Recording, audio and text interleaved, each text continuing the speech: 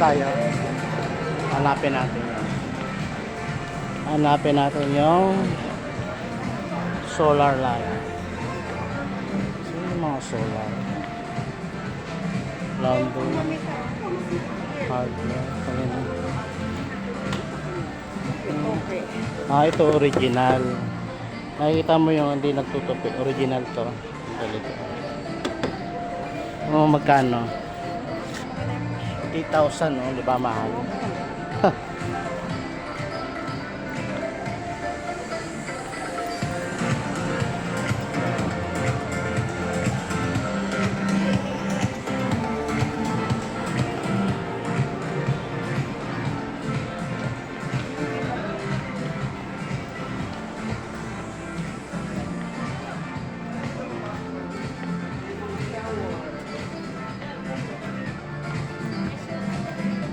Yung saan po yung mga solar?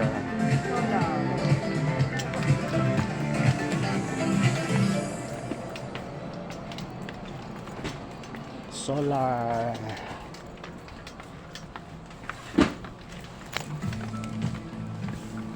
Pero kami dito 50 watts, 100. 50 watts, bali 2,000 lang. Yung with ano? Yung parang may radyo. Hindi, yung parang pwedeng rechargeable. Cellphone Or rechargeable. i-charge yung cellphone. Power station.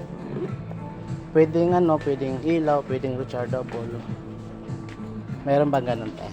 Ano po, meron naman po kaya lang power station na po pwede kayo. Hmm? Ganito po.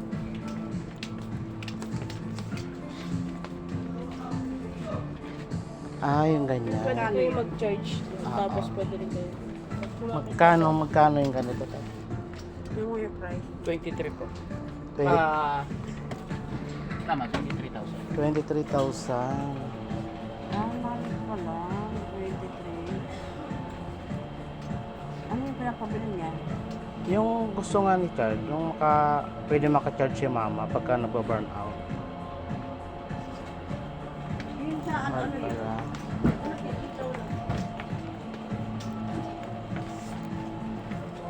solar lang talaga. Pwede wala yung cellphone. Ilaw lang yan, ano, walang ano. Yung kailangan namin. Hindi pwedeng mag-charge. Kasi sa Bicol kasi dadalhin, may limit nagba-burn out. Gusto nila yung pwedeng mag-charge. So, yun ang pinaka-available niya. No? Opo. Tapos yun, pag halimbawa, meron na po kayong existing ng ganito, Oo. pwede nyo doon ilagay.